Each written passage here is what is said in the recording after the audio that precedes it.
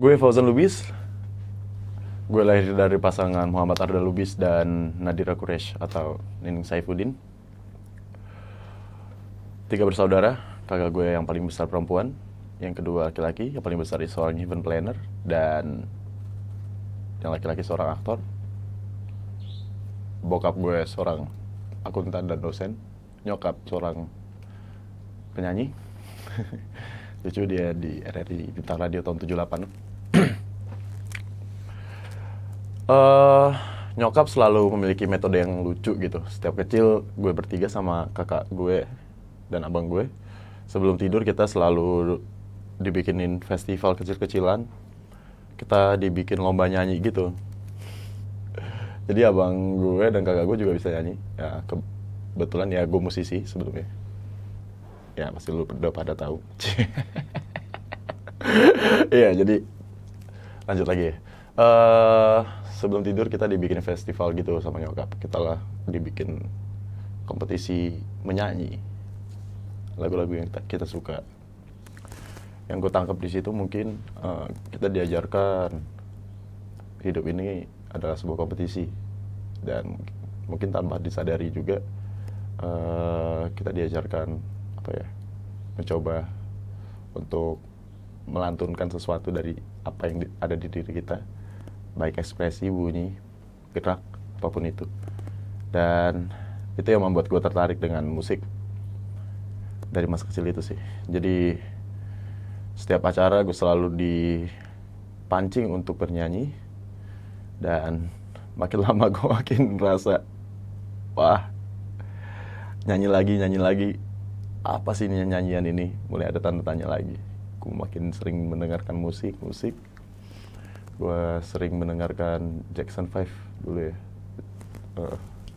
Terus banyak materi lainnya juga. Gue selalu merasa nyanyian seperti berada di dalam kolam musik. Nah, maka dari itu gue mencoba untuk nyemplung ke kolam itu. Dan gue memberanikan diri untuk masuk Elva Music School atau Elva Music Studio. Itu sebuah sekolah musik yang diprakarsai oleh almarhum Abang Elva Sesoria.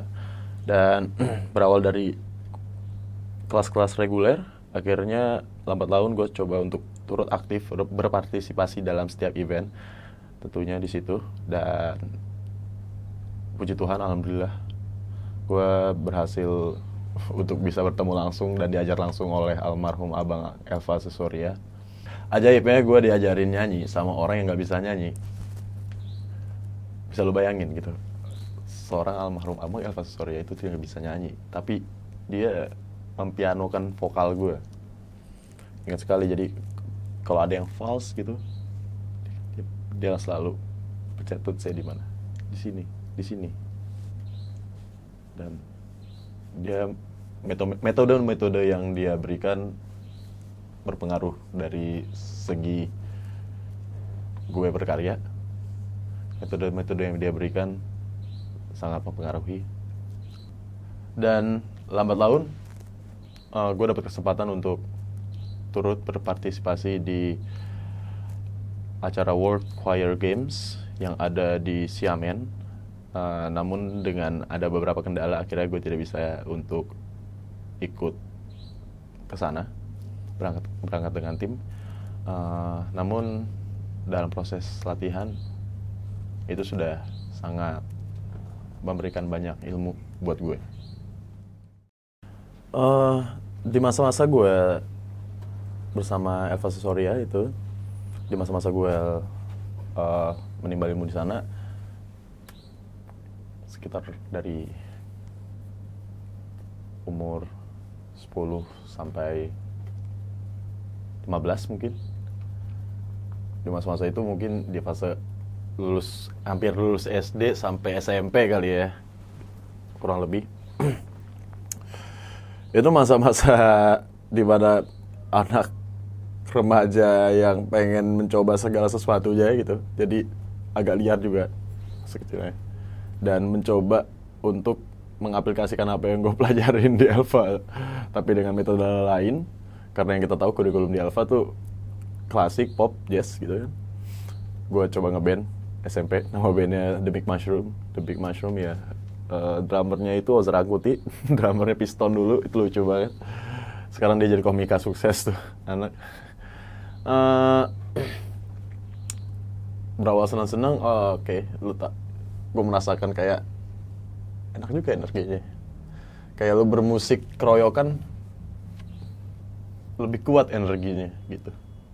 Akhirnya gue memutuskan untuk mencari SMA yang ada studio musiknya, tapi favorit gitu.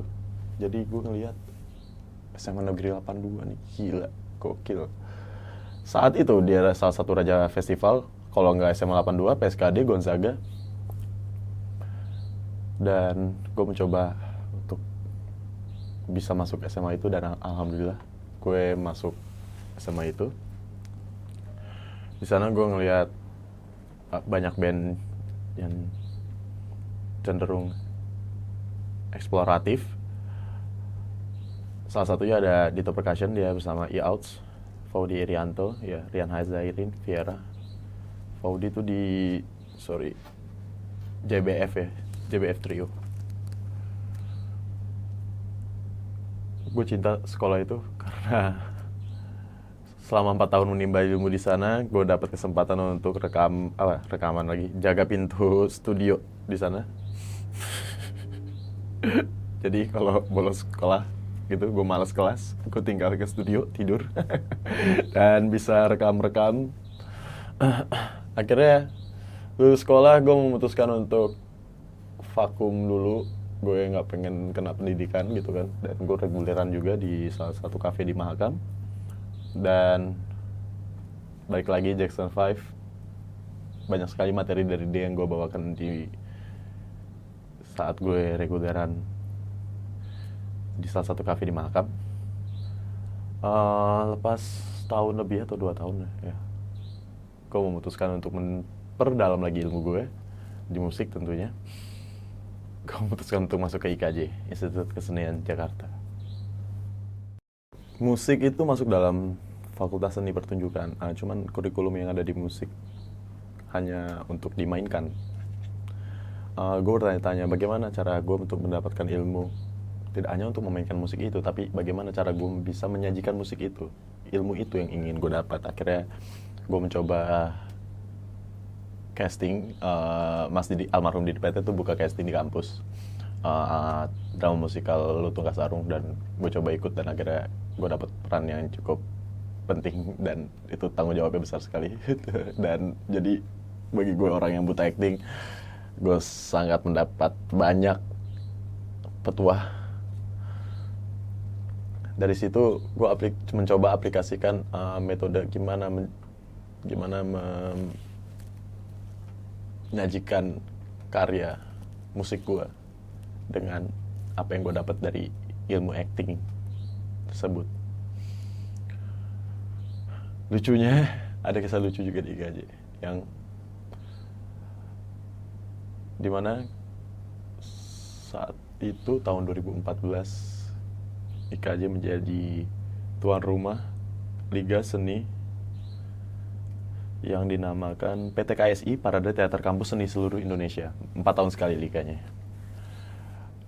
Biasanya acara-acara kayak gitu tuh endingnya seperti ada band-bandan gitu loh. Seni rupa juga ada. Seni rupa tuh kalau nggak salah namanya KMDGI ya gitu, itu ada juga.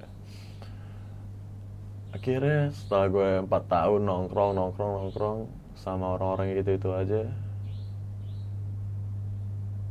terus kita melihat kanan kiri, ternyata kita bisa jadi satu band. Dan kita main di kita main di acara itu. Goblok kan? Ini natural. Nama band kita di flyer itu nggak ada, masih DLL. Tapi kita main sama Sound Solution, sama Indish Party, sama kalau nggak salah ada apa lagi ya band? Ramayana Soul ya, banyak band. Sentimental Moods kalau nggak salah main juga. Dan akhirnya itulah band yang kita kenal sekarang, Sissy Tipsy. Kita mulai mencoba untuk bisa dikenal di kampus dengan main di acara-acara gitu. Namun ada keunikan di IKJ, di mana ketika kita membuat sebuah band atau membentuk sebuah band, atau istilahnya lu pengen ngeband deh, lu tuh harus jadi band yang beda gitu, dan lu harus punya karya yang original gitu. Kalau bisa, nggak kalau bisa sih, harus jangan jadi wannabes. Dan akhirnya gue iseng-iseng sama teman-teman. Saat itu ada momen dimana gue pengen menceritakan soal kehidupan kampus aja, sederhana. Tercetuslah lagu Alkohol.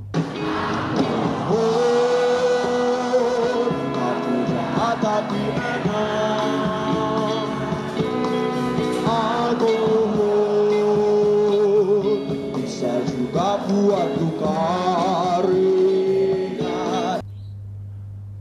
Lalu kita mencoba untuk masukin ke SoundCloud. Ada 3 materi saat itu. Eka bikin lagu judulnya Berlabuh Rindu, Rian Joni Santai. Nah, Alkohol, Berlabuh Rindu, Joni Santai kita coba masukin SoundCloud juga. Jujur ya, kita cuma pengen dikenal di kampus aja. Di kampus mulai diajak-ajak acara, mau inaugurasi siapa kita diajak terus. Acaranya Seni dan Alam, Sendal, kita main. Dalam waktu 1 bulan, animonya lumayan, algoritmanya lumayan di SoundCloud. Langsung kepikiran, bikin album Sabi nih. Kita menyadari bahwasannya ternyata yang menikmati lagu kita nggak hanya di IKJ aja. Yang tadi gue berpikir mungkin ya, dengan Indonesia yang segalanya tabu, mungkin hal-hal yang tabu seperti ini saat gue angkat itu tidak akan, ya lo ngerti lah maksud gue, tidak akan sepopuler itu. Ternyata ya kebalikannya. Akhirnya CCTV mulai karir dengan diundang di pensi-pensi dan berbagai event. Dari tahun 2015 sampai tahun ini, sampai sekarang kita masih menyiasati. Namun situasi saat ini mulai sulit. Nggak sulit sih, agak sedikit sempit aja ruang geraknya, di mana tidak ada kerumunan. Karena industri musik saat ini belakangan banyak yang mengandalkan tidak hanya dari royalti ya, tapi dari segi off air-nya juga. Gitu sih. Strategi musik berbeda-beda. Ada yang memanfaatkan merchandise, ada yang memanfaatkan royalti, ada yang memanfaatkan off air gitu. Kalau kita pribadi sih ya kebetulan emang kita berawal dari seneng dicapeknya off air dan dicapeknya berkarya bikin album. Jadi kita senang dengan royalti dan off air. Jadilah komersialis yang idealis, idealis yang komersialis. Banyak pengalaman yang gue kangen dengan CCTV ya, apalagi off air, karena belakangan manggungnya di virtual. Yang paling pecah itu saat di Malaysia. Itu gue nggak nyangka anime sebesar itu.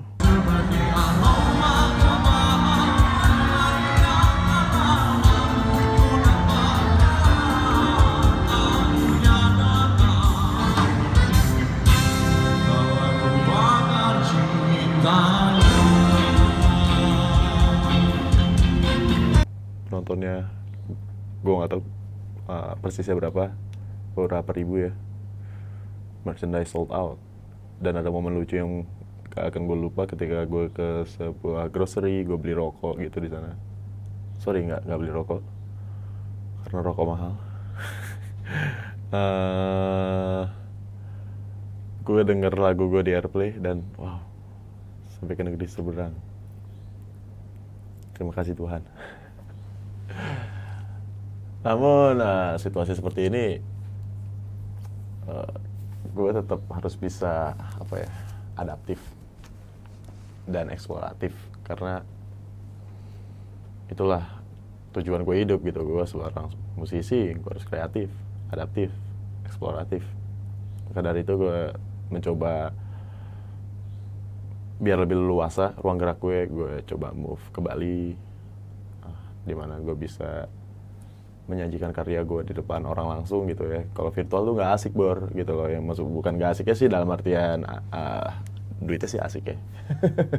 Nggak asiknya sih dalam artian iya di depan lo ada orang gitu. Tapi lagi sedang tidak menikmati musik lo, tapi lagi fokus dengan job desk-nya masing-masing gitu sih. Itu beda vibes-nya sih. Menurut gue beda banget. Karena di Bali ini gue coba untuk tetap produktif, gue berkarya bareng-bareng. Dan yang paling seru gue berkarya bareng juga sama Rulionzo, Bos No Brain, sama Andre Tiranda, Siksa Kubur, sama Yosua Putra, dia dulu editionnya Steven Jam ya, sama Steven Coconut Race. Kita coba bikin The Kill yang gitu deh pokoknya deh. Lu tunggu aja, itu sebuah surprise juga dari kita. Gue coba untuk merekam beberapa karya dalam waktu dekat di sini. Ini baru aja, demi apapun baru dalam waktu minggu ini gue mencoba merenung di pondok gue. Bukan pondok kopi ya, pondok gue beda. So Ricefield, you know. Jadi gue memutuskan untuk gue harus merilis sesuatu di sini, gitu sih. Karena bagi gue dalam situasi apapun kita harus bisa eksploratif, kreatif, dan yang paling penting adaptif.